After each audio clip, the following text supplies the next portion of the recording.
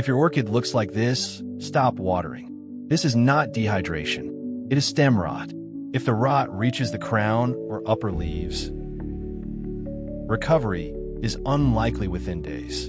The plant was kept too wet. Water sat in the crown and around the stem. Airflow was low. The tissue stayed soft, then bacteria or fungus took over. When the plant was removed from the pot, the issue was clear. A green layer covered the surface. This is algae on compacted moss. It forms a dense barrier over the root zone. Air exchange is reduced. The medium stays wet for too long. Oxygen drops. Carbon dioxide builds up. Roots stop functioning, then begin to die.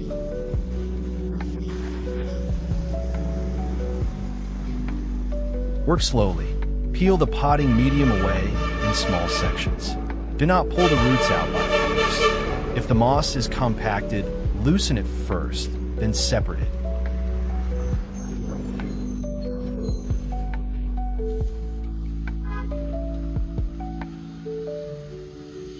The root system is mostly non-functional. Most of it needs to be trimmed away. Remove all soft, hollow, or dark roots. Keep only firm roots with intact outer layers. Those can still grow.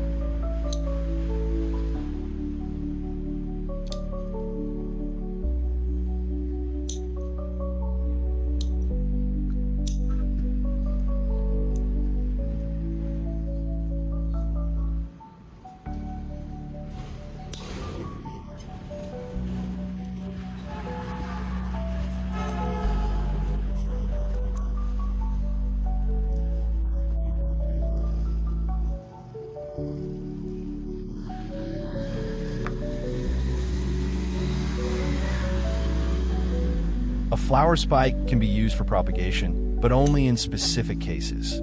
This applies mainly to Phalaenopsis. Some spikes can produce keikis at the nodes.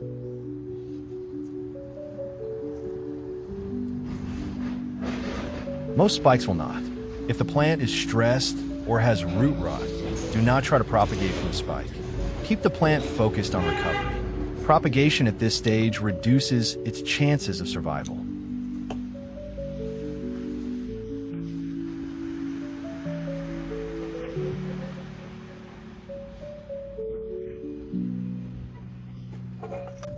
The spike and stem were rinsed with clean water to remove any remaining debris and residue.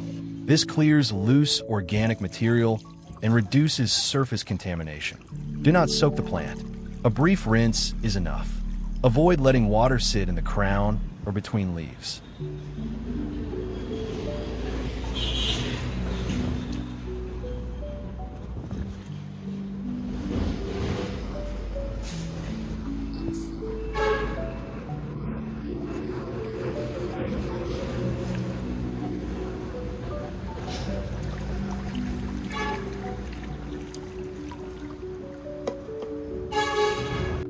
For the first solution, use a clean container and add water.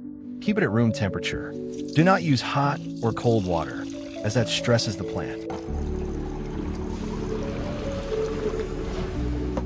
Then add a small amount of baking soda and mix until dissolved. Keep the concentration low. This is a mild, temporary rinse, not a treatment you use regularly.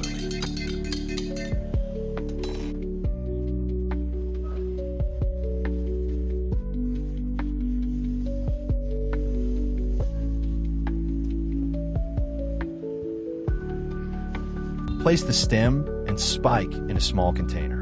Add enough of the baking soda solution to cover the surface briefly. Do not soak for long. Limit contact time to prevent further damage.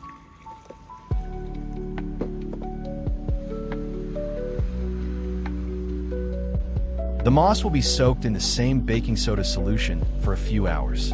This is sometimes done to reduce surface buildup. This method is inconsistent. Baking soda does not reliably sterilize the medium, and residue can remain. That can affect root function later.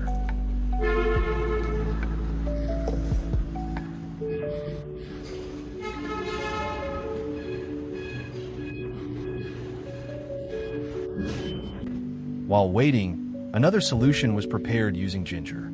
The ginger was cut into small pieces to increase surface contact.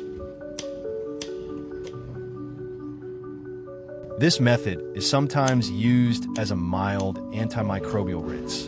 Results are inconsistent. It is not a substitute for proper sanitation or healthy growing conditions.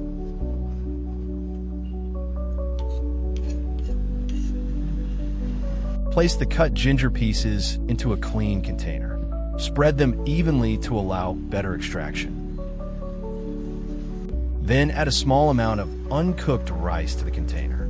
This step is sometimes included in homemade mixes. Rice can break down in water and promote microbial growth. Then fill the container with warm water. Do not use hot water. Let sit for a few minutes to extract from the ginger. This produces a mild solution. It is not stable and should be used immediately, not stored.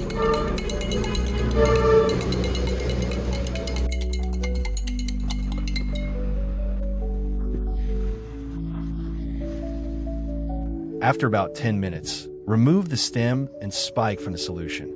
Do not extend the soak beyond this point.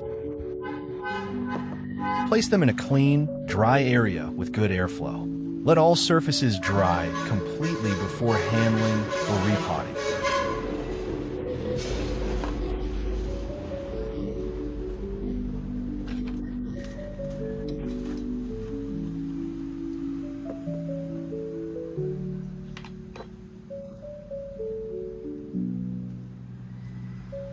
After 1 to 2 hours, remove the moss and squeeze out the excess water. It should be damp, not wet. No dripping water. Moisture level is critical. Overly wet moss reduces airflow and leads to rot. Light, even moisture supports recovery. Rinse the stem and spike in the solution one final time. Keep the contact time short. 10 to 15 minutes is the maximum. Do not extend beyond this. Prolonged exposure can stress the tissue.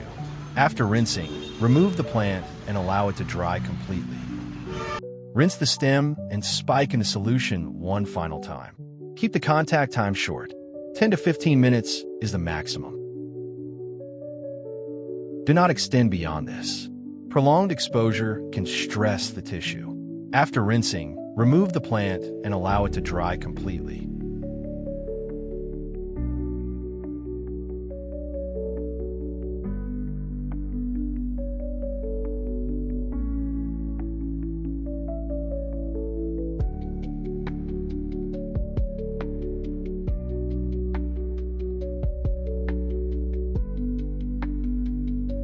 After 1 to 2 hours, remove the moss and squeeze out the excess water. It should be damp, not wet. No dripping water.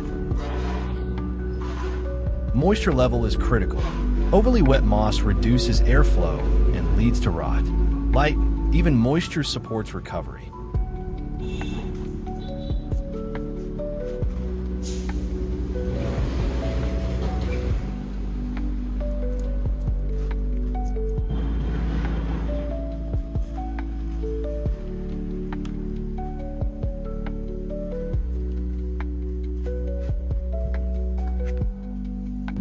Apply a small amount of cinnamon to the cut areas on the stem and spike. Use a light coating only. Cinnamon helps dry the surface and can limit minor contamination. It is not a full treatment. Do not apply it to healthy roots. Keep it only on exposed cuts.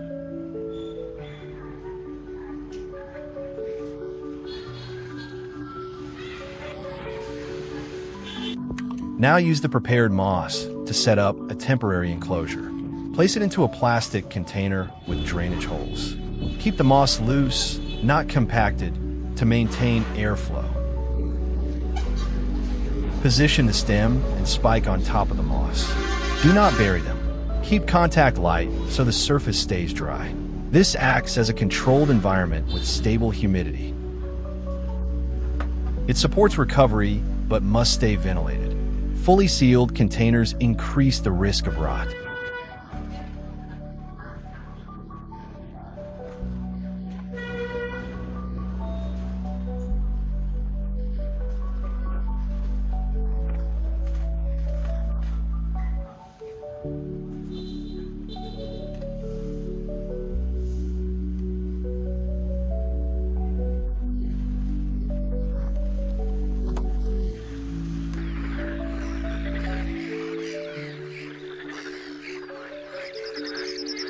After 3 weeks, early changes are visible. Some roots have firmed up, and a few new root tips are starting to form. The color has improved slightly, shifting from dull to a healthier green in active areas.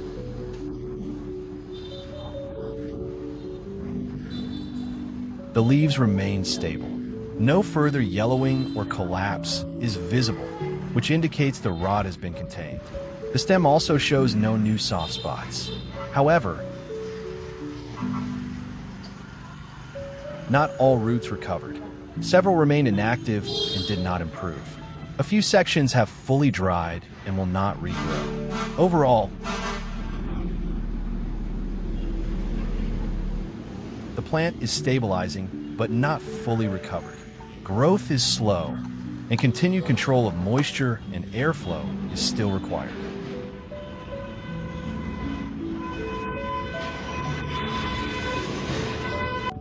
At this stage, move them into separate growing setups. Do not keep them in the same container.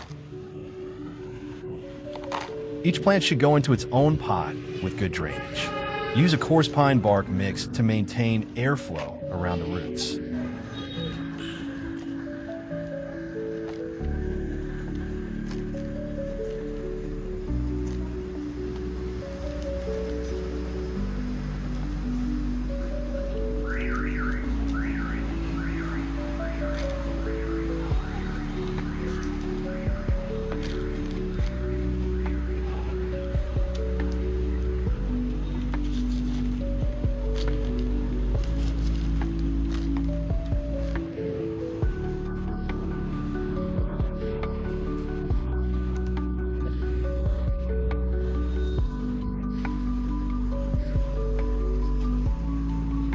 Position the plant so the base sits above the medium, not buried.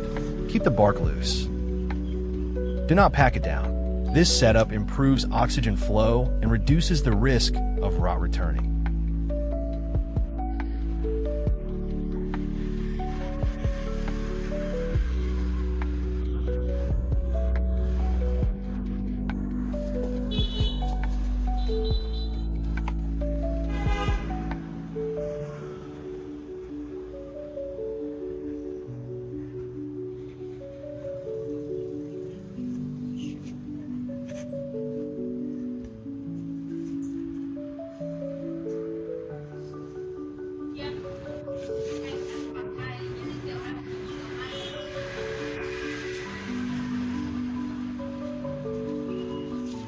From this point on, routine care determines the outcome. Keep conditions stable and avoid frequent changes.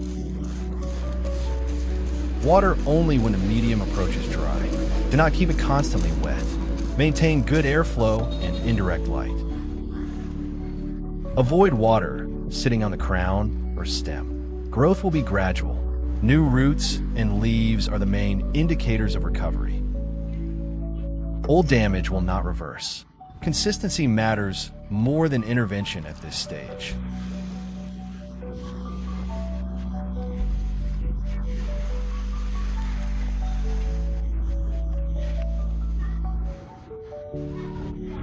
That's the full process and the actual outcome after 3 weeks. Some recovery, some loss, and a stable direction going forward. If this helped you diagnose or fix your plant, please consider like and subscribe. You'll likely want to keep following the next updates as this one continues to recover.